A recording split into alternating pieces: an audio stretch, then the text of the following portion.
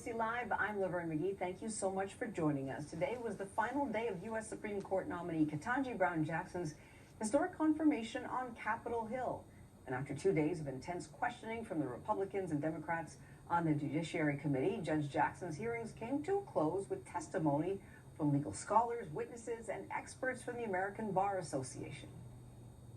Judge Jackson's confirmation will send a message to Black women and little girls like my granddaughter Leah, whose mother is the first Black woman to serve on the 10th District Court of Appeals. And Leah's first known president was a Black man, and now she sees a Black female vice president. So if a guidance counselor tells her your goals are too high, she will remember how Judge Jackson soared against adversity as one of our nation's brightest legal minds. It is noble hope that Ketanji Brown Jackson will receive the bipartisan support for the most prestigious nomination to the nation's highest court. In closing, this is a watershed moment in our nation's history. Judge Ketanji Brown Jackson is a stellar nominee with extraordinary background. She is clearly qualified, possessing the knowledge, legal acumen, and experience to serve on the United States Supreme Court. Noble is honored to endorse a nominee of this stature who is confirmed will participate in deciding pivotal legal cases impacting the lives of all people across this mosaic of our country. We encourage this esteemed body to send her nomination to the Senate floor. I thank you, Chairman Durbin, for the invitation to appear today, and the committee members for your kind attention. Thank you. Ultimately, we cannot expect someone who subscribes to critical race theory to defend and protect the Constitution, because CRT asserts that the Constitution is not worth defending. Such a view completely contradicts the oath every judge takes. Number two, a judge who embraces critical race theory perspective that America must address racism by encouraging racism cannot be an impartial judge. Contrary to CRT's assertion that racism is socially created, racism is the result of individual feelings of superiority and prejudice. There's no doubt that bad laws will further erase a society. Every lawyer and judge promises to defend and protect the U.S. Constitution, but she cannot uphold this oath if she believes that the Constitution and the principles of America's founding are inherently racist and inherently flawed. Neither can a judge remain impartial and administer judges independently if she holds a philosophy that correcting racism requires affording privileged classes less justice than oppressed classes. Ultimately, a judge should consider America's history as a lesson and a blueprint for why and how we must constantly seek to uphold and protect America's founding promises. For these reasons, First Liberty opposes the nomination. Though I strongly disagree with the assessment that our criminal justice system is broken, I share his observation that this appointment may well be intended by this administration to initiate a transformation of our criminal justice system, or as Judge Jackson has described it, a fundamental redesign of our system. And as we know from history, the United States Supreme Court can absolutely transform criminal justice for better or for worse.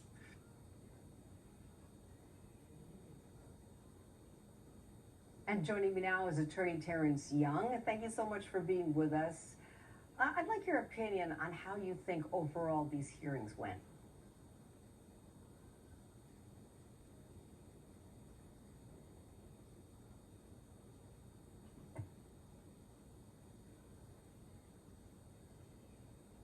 I think you might be muted, or we're trying to get your audio. If you can hear me, Terrance. Are you able to hear me now? We're not able to hear you.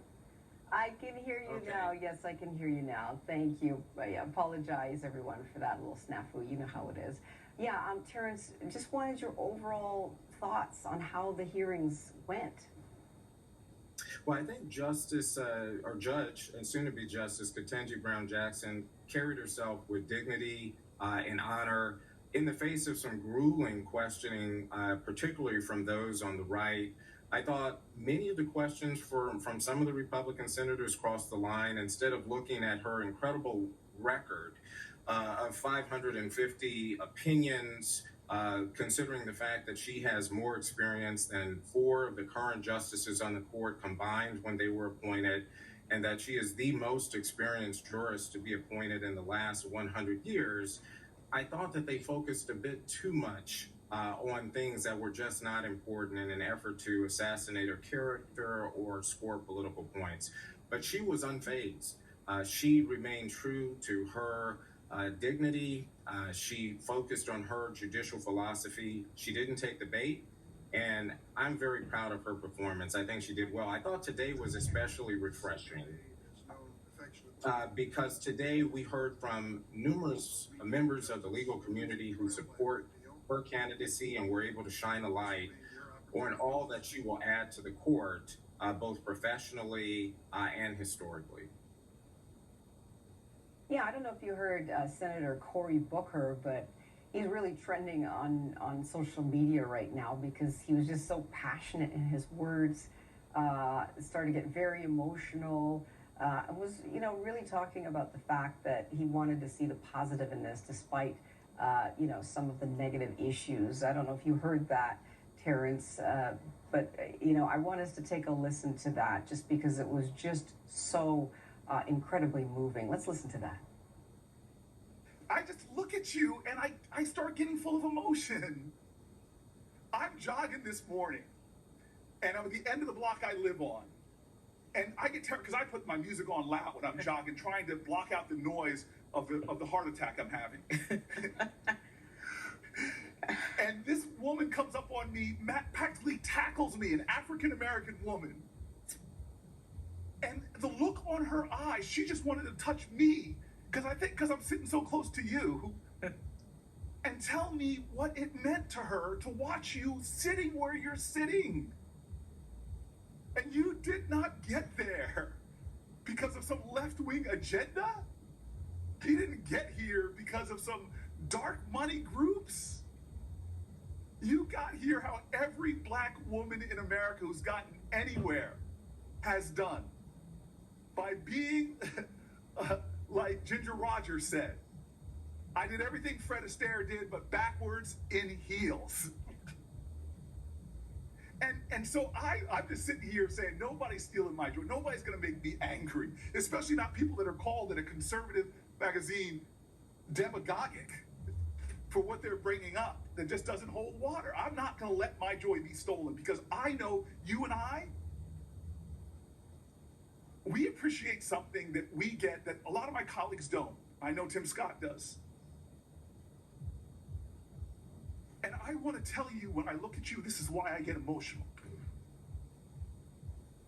I'm sorry, you're a person that is so much more than your race and gender. You're a Christian, you're a mom, you're an intellect, you love books. But for me, I'm sorry, it's hard for me not to look at you and not see my mom. Not to see my cousins, one of them who had to come here and sit behind you.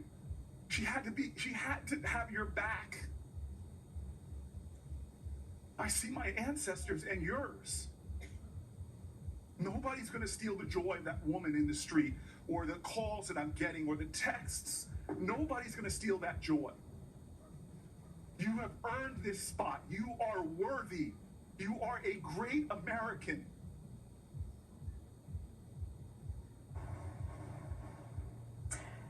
Terrance, you heard it there. This has been, like I said, trending on social media.